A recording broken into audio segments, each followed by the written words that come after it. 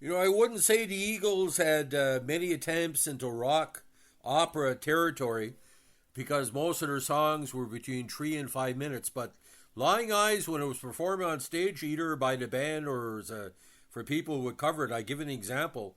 At a variety show in my home region of New Brunswick, two people did two different versions of the variety show, and both versions lasted about 7 minutes because it's that intense of a song.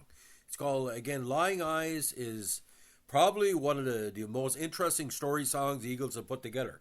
It's from their hit album, One of These Nights, and of course, with the songwriting team of Henley and Frey, it was quite strong.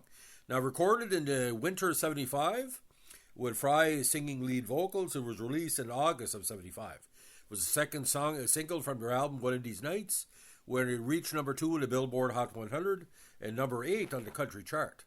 It remained their only top 40 country hit until How Long in 2007-08. The Eagles received a Grammy Award for Best Pop Vocal Performance for a Duo Group or Chorus for Lying Eyes, and were nominated for a Record of the Year. I don't know why it was in a rock category, but now the single edit is only 4 minutes 14 seconds, but the album version is 6:22. The title and idea for the song came when Frey and Henley were in the favorite LA restaurant Dantana's, which was frequented by many beautiful women, and he started talking about beautiful women who were cheating on their husbands. He saw a beautiful young woman with a fat and much older wealthy man, and Frey said she can't even hide those lying eyes. According to Henley, Frey was the main writer of the song, although he had some input with the verses and the music.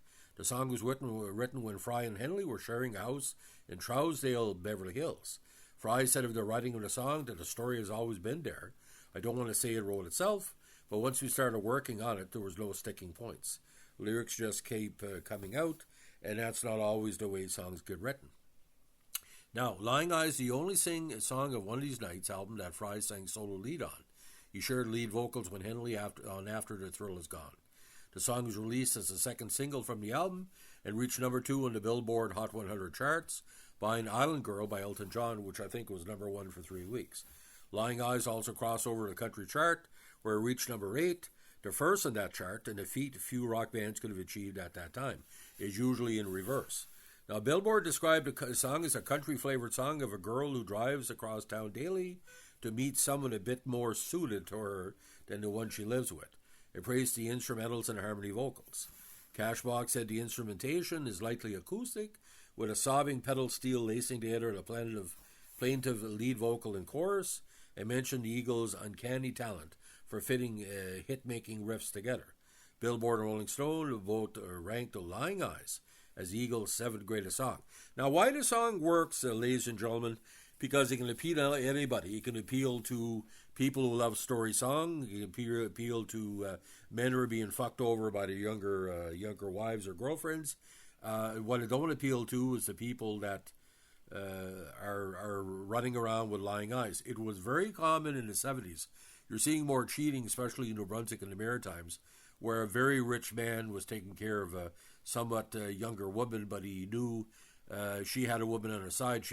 He'd much rather have her for 2 nights a week rather than none at all.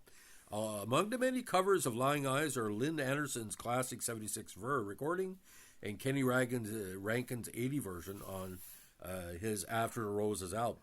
Diamond Rio also covered a song on a 93 compilation, Common Thread, the Songs of the Eagles.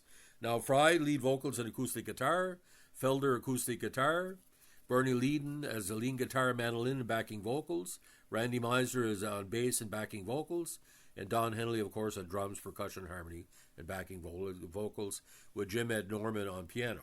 In Canada, it went to top 20, Canadian Adult Contemporary number 4, Canada Country Tracks number 20, Ireland was number 3 overall, Netherlands number 23, New Zealand number 7, UK Singles number 23, where it sold 400,000 copies, Billboard Hot 100 number 2, Adult Contemporary number 3, and Hot Country Songs number 8. Now, ladies and gentlemen, we're going to go over some of the lyrics of this because I think the lyrics are quite interesting, and you'll see where the extended length really works handy. The orchestration, the intro, and the extras are quite strong. So it goes like this. City girls just seem to find out early how to open doors with just a smile. A rich old man, she won't have to worry. She'll dress up all in lace and go in style. Now, I don't know if that's a reference to a certain member of Fleetwood Mac, as leather and lace. Don't know. Don't know if it's Stevie Nicks. Late at night, the big old house gets lonely. I guess every form of refuge has its price. And it breaks her heart to think her love is only given to a man whose hands are cold as ice. She tells him that she must go out for the evening to comfort an old friend who's feeling down, but he knows where she's going as she's leaving. She's headed for the cheating side of town. Now, in this case, it could be basically visiting an old friend's area or her old hometown. This is where the killer like to repeat. You can't hide your lying eyes, and your smile is a thin disguise. I thought by now you'd realize there ain't no way to hide your lying eyes.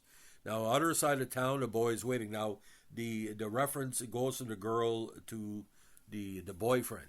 With fiery eyes and dreams no one can steal, she drives on through the night anticipating because he makes her feel the way she used to feel. Now, is that person younger than the woman? Probably yes. She rushes to his arms, they fall together. She whispers it's only for a while. She swears that soon she'll be coming back forever. She goes away and leaves him with a smile. She's never gonna leave her old man for this young man with no money. Now, when she gets back from the rendezvous, she gets up and pours herself a strong one and stares out at the stars up in the sky. Another night is going to be a long one. She draws a shade and hangs her head to cry. She wonders how it ever got this crazy. She thinks about a boy she knew in school. Now, this is where it gets rock opera. She's sleeping with a young man. She's still sleeping with the older man that's keeping her, but she's thinking about a boy, it's probably a boy that she had in school. So she's never satisfied. Did she get tired or did she get lazy? She's so far gone, she feels just like a fool. So, I think Frey and Henley were basically saying, is she not satisfied with anything?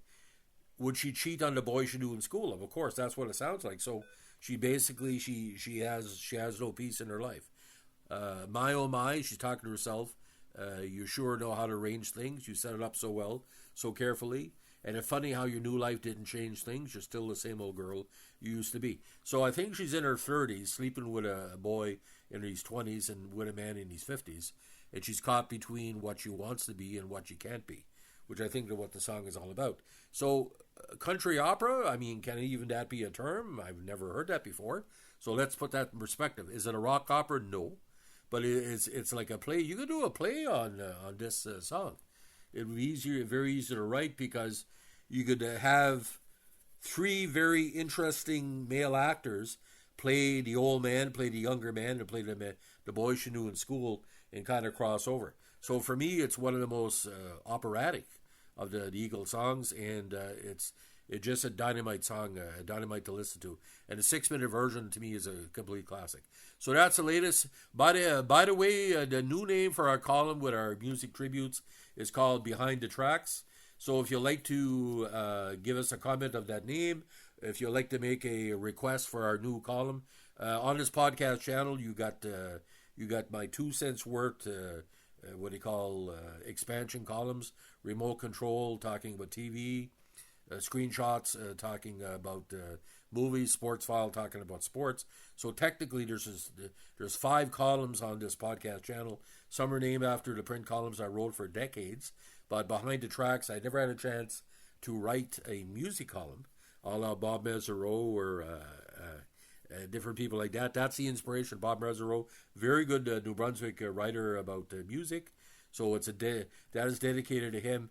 And I saw 2 long versions of this song literally 47 years ago at a variety show at the Jack River St. Gabriel's Hall in New Brunswick. And let me tell you something, ladies and gentlemen. It took me 47 years to write about it or to speak about it, and I'm just glad I was able to do it because a lot of Eagles fans in the North Shore, this is dedicated to them. So if you like what you're doing here with Behind the Tracks, let us know with a like, comment, subscribe, or share. Bye.